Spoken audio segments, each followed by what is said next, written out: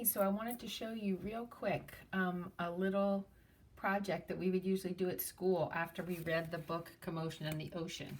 So our inspiration is going to be the pictures in this book that look out underwater from inside a submarine. So I'm going to lift this up a little bit so you can see the whole picture. So do you see how you can see the circle is the window or the viewing window or the porthole of the sub, and then you can see the inside that's made of metal around the edges, and then through the window you can see all kinds of cool stuff underwater, right? So we're going to use the same technique that we did, if you remember, when we did our Starry Night picture, which is we're going to use a little resist, so that we're going to use watercolor. And if you don't have watercolor, you could probably just use a few drops of blue food coloring and some water, or you could take any kind of blue paint you have and just mix some with water. We want just the consistency of watercolor. You don't need very much water. Like in my cup, I only put a tiny little bit because we aren't going to have a very big surface. So I've got a piece of white paper here, and this is a little bit thicker paper than computer paper because since I'm going to use watercolor, it would be really wrinkly if I used plain computer paper. I'm going to use something round to make my window, and I'm going to use the top to a pan because it takes up almost my whole piece of paper, which is kind of perfect. And you could use a bowl turned upside down or a can or anything like that. I'm going to get out my gray crayon. I'm going to trace around the outside of the top. And that is going to make my perfect circle. I'm doing it with crayon on purpose because that's going to help be a little border for me to keep the watercolor from going on the part of the paper where I don't want it to go. So now I've got my circle. I know you can't see the whole circle in my picture, but you can see most of it. And now, just like in the picture in the book, I'm going to draw straight lines, a straight line, just like that, and I'm going to do little rivets. That's going to give this the look of being inside a sub. And I'm doing these just to give it that look. I didn't do all of them here. So I'm going to do 4 straight lines going to the corners of my paper. And I'm not going to do it right now because it would take a while. But I'm also going to color in the inside of my sub with my crayon. I'm going to color all of this in. In my case, I would probably do mine gray, and then I might go back and make those rivets dark. Like I might use a black or something to make them a little darker. So I'm going to color all that in like that. Now, the middle is where the fun is going to happen because that's where I'm going to put all my sea creatures. So I'm going to use lots of nice bright colors. I'm going to make some seaweed out there, and I'm going to make some fish. And whatever your favorite sea creatures are, you can draw out there.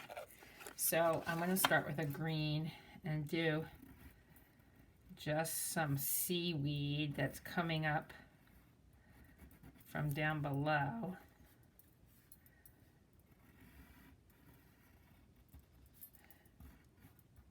So that's a little seaweed. And then I might do a little seaweed with the kind that has kind of leaves on it. I'm going to have that coming in from the side. So I'm going to try to use this whole circle, and I'm going to put lots of different creatures in there. Now, remember, when we're doing this resist, we want to color really hard. You don't want to lightly color in this middle part. You want this to be colored really, really, you want to lay that waxy crayon on really nice and thick. There's some kind of fish that I've just made up. I don't know what kind of of fish he is. And I might want to do, I like a jellyfish. I'm going to have a jellyfish in there. And I'm going to make my jellyfish probably purple, maybe purple and pink. So I'm going to do sort of a nice blobby top. I'm going to put some purple in there too.